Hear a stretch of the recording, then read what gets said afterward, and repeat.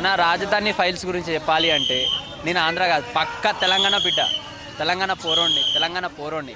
అలాంటిది ఒక రైతు సమస్య, అది ఇక్కడ నేను చూశాను బ్రో.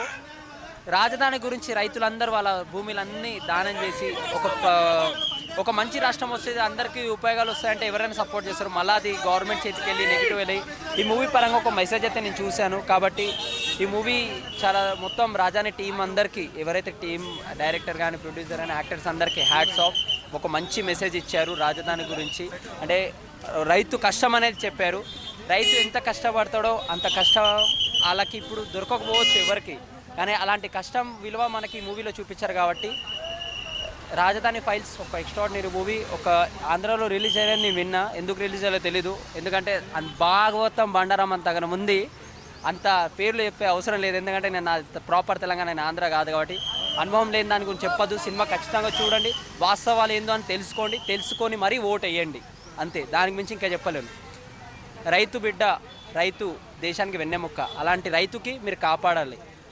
మన ఓటు ఇంపార్టెంట్. ఆ ఓటుని ఉపయోగించుకొని న్యాయమైన ఓటు వేసుకోండి. ఓ పని చెప్తా, ఇప్పుడు మీ టైంలో ఎలక్షన్స్ ఉన్నాయి కాబట్టి ఎవడు ఓటు వేయకుండా గవర్నమెంట్ ఫామ్ కాదు, right?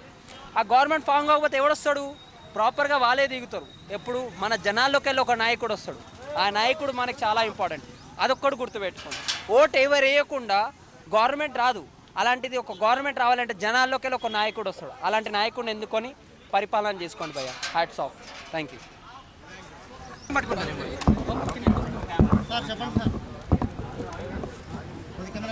Sir firstly congratulation sir, ఇంత మంచి సినిమా తీసుకొచ్చారు. Thank you. అందరికీ నచ్చిందన్న సినిమా. ఇవాళ ఒక ప్రివ్యూ ప్రైవేట్ షో వేసుకున్నాం మేము. ప్రెస్ వాళ్ళకి, మా స్నేహితులకి, సన్నిహితులకి అందరూ చాలా సంతోషించారు ఈ సినిమా చూసి. అయితే కోర్టు స్టే ఉన్న దృష్ట్యా నేను ఎక్కువ మాట్లాడలేను. కాదు ఒకటి మాత్రం చెప్పగలను, ఎవరిని భయపెట్టాలో వాళ్ళని భయపెట్టింది ఈ సినిమా. ఆ భయంతోనే ఎవరికి వాళ్ళు వెనకడుగు వేసే పరిస్థితి. రైతుల కష్టాలు చూపించాం. ఒక రైతు బిడ్డగా నా వంతుకు ఇది చేశాను. ఒక సామాన్య రైతు బిడ్డ ఒక రాష్ట్రంలోనే అత్యంత పవర్ఫుల్ వ్యక్తినే భయపెట్టగలిగాను. అది చాలా సంతోషం ఇచ్చింది. Thank you very much. నిన్న ప్రీమియర్ వేసే ఎక్సలెంట్ రెస్పాన్స్.